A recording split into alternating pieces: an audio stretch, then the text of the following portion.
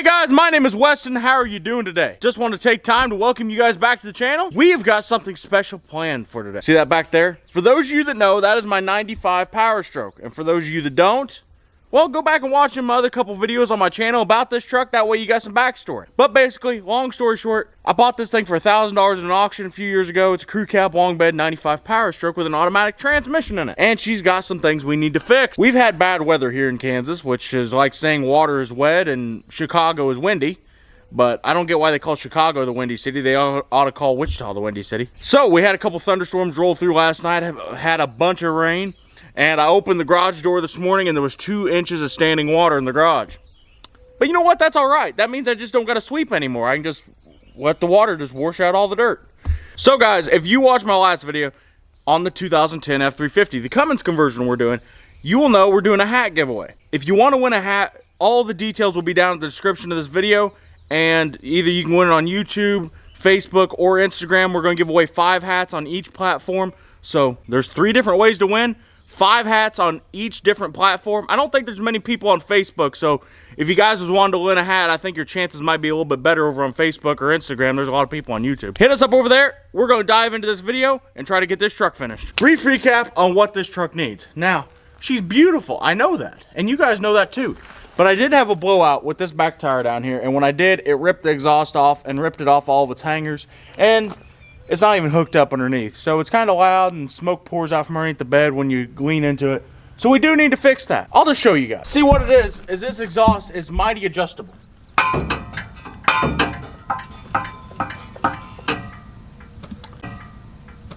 See, you don't like it down that low, you lift it up a little bit. A jingle exhaust is what they call it. Old Santa Claus ought to get one for his sleigh. We finally got an exhaust back for it, and it's in the back seat of the truck over there. We need to unbox that. It's here. That teleportation took a little bit more work. All right, guys, this here is our exhaust. That or a dead body was heavy enough.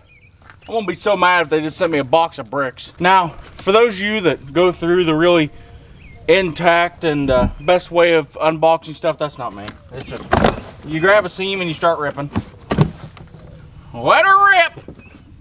Alright, let's see here. It looks big. It looks beautiful. Ooh, look, there's a muffler. I thought this was a straight pipe. Damn, the thing's dented. That's a resonator, actually. That's not even a muffler.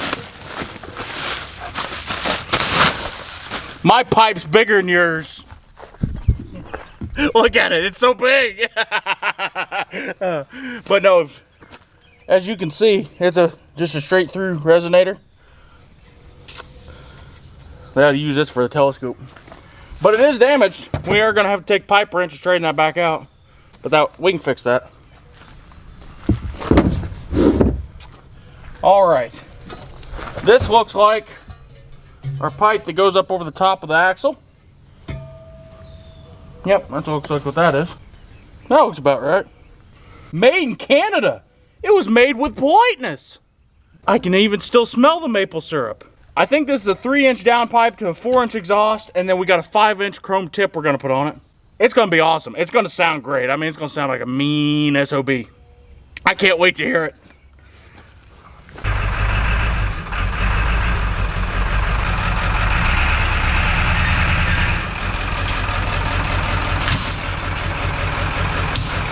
Well guys, we got the old Powerstroke pulled in the shop here, and look at her, she looks beautiful, she looks shiny.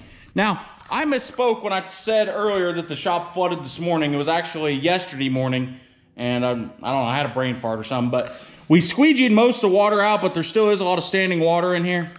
But that's all right, most of it dried up, and the rest of it will probably dry up while we're working on this. We've got our nice, shiny, new exhaust parts. I don't know what to do with new parts, I've never had new stuff. They must know the channel and they must know me because they sent me something with a dent in it. But that's okay, we like dented things. Just because it's dented doesn't mean it's bad. We can straighten that out, it'll be good as new. It'll be like brand new. What the heck, that dinger's never worked. Huh, that's strange. So what's gonna be hard, which we just pulled it in here so that exhaust is gonna be hot anyway, is that downpipe right that's coming off the back of the turbo, which is that part right there. It looks like a big cobra head is what they call it. And it goes down, it smushes flat in between the firewall and the back of the engine. So that's gonna be kind of a pain to get in there and get the new one on. I think we might have to do a little bit of massaging to the back of the firewall, but we're gonna see. There ain't nothing to it just to do it. So guys, we got under here. I don't know how much you're gonna be able to see under here or not, but right back there is where the exhaust broke. That is when it got sucked underneath that tire. It bent it up and broke it off right there. And I figured while we're at it, we might as well just put a new exhaust on it. I probably wouldn't even mess with the exhaust if it hadn't broke like this, but you know, we had to give old Excalibur the love and tender love and care that she wants and needs. Now, it's got a big Cadillac converter right there. We'll have to pull that. I don't know if that's a Cadillac converter or what it is, but anyway, this is what I was talking about with that downpipe. Now, if you can't see this downpipe, let me touch it. Is it hot? Nah, it's not bad. This downpipe is dang near flat. I mean, you can see my hand right there. You know, it's restrictive. It keeps high EGTs. It's really not that good a thing for the truck. Basically, the reason they put it this way is so they didn't have no problem with it fitting against the cab, against the motor. So what we're gonna have to do is figure out how to get this downpipe out. I know the last one we took out, we had to take and cut it out with a Sawzall and then pull it out the top. And it was a pain to ever get the new downpipe back in here. But we'll see. I don't know how hard it'll be or not. I think it'll be okay. We won't know until we get started on it at least. Why don't you try this tool? Okay, yeah. That's a massive breaker bar.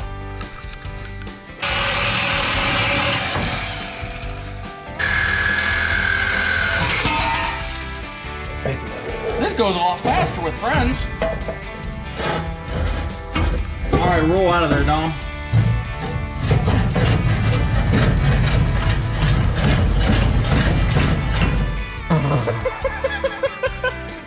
Okay, that didn't work. It's Be free!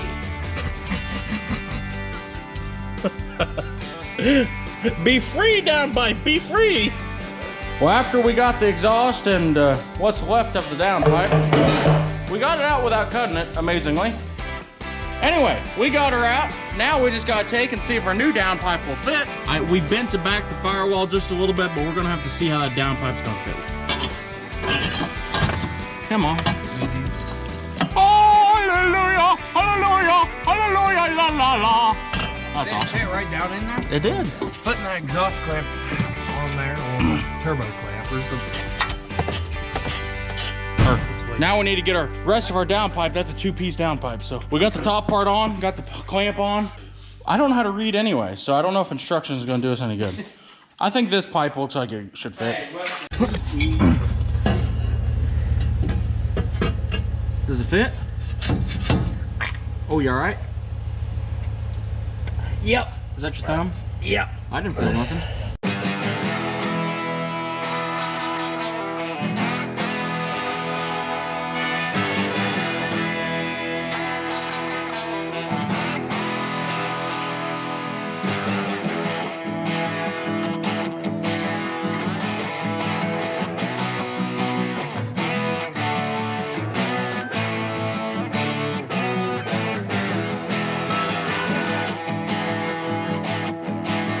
Well guys, we took and we got most of it on. Now that it's out, you can kind of see what I'm talking about this downpipe being like a cobra head. Like, it's real fat right there where it turns up the turbo, then it gets real skinny. All the way down, that's to fit with the firewall. We realized a lot of our clamps are missing. We're missing actually 3 of our exhaust clamps that was supposed to be in the kit, and 2 band clamps. So I've got to run to town and get some parts for that. And I need to charge my Sawzall because we need to cut, I believe 11 inches is what I measured out of one of the pipes to make the resonator fit in a way.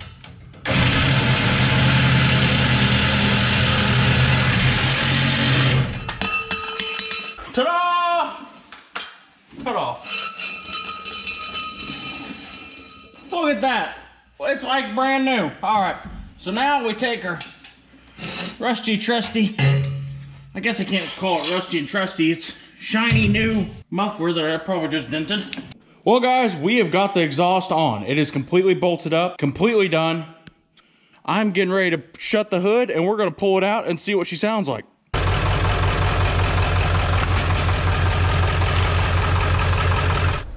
Well guys, we got the feet warmer installed on the old 7.3. And some of you might be wondering, well, when it gets cold up here in Kansas, we fire up the old truck and stand back here and it'll warm up our feet. At least that's kind of my plan. Anyway, I had to go inside and take a shower because I was covered in grease from head to toe. But we got the exhaust on. She does need adjusted a little bit. She is hanging a little bit low, but that's okay. She is done for the most part. I know what you've all been waiting for, and I know what you guys are wanting now. You want to hear it. You want to hear how wonderful it sounds. How much of a beast she is. Well, hold on to your britches. We're getting ready to show you. All right, guys, here we go. 7.3 liter sound test number 1. Are you all ready to hear all these donkeys be unleashed? Fire it up!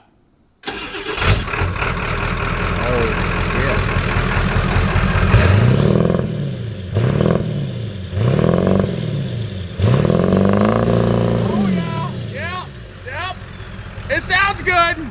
It sounds good. Well, guys, that is a recap on the 7.3 liter. Today was a video about the 7.3. We finally got around, got the exhaust put on it, and we needed to get that done so the truck didn't catch fire or something from the exhaust being dumped just right underneath the bed. There wasn't really nothing that was going to mess up, but you never know how them things go. Now, we got everything put on, but there was a couple issues. For one, we didn't have all the hardware that came in our kit. Some clamps were missing, some hangers were missing, so I had to fabricate some stuff. And I've still got to do a little bit of adjusting on the exhaust. It's hanging a little bit low, and I want to set a little bit higher.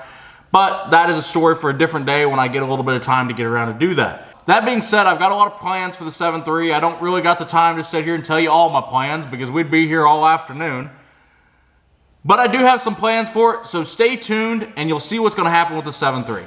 I do thank you guys for watching the video. I hope you hit that like button if you like the video. Hit that subscribe button if you're new here, and comment down below what you think. I'll see you guys next time. Oh, and I appreciate you guys tuning in. Make sure you tune in next time. We might have something neat for you to see. See ya.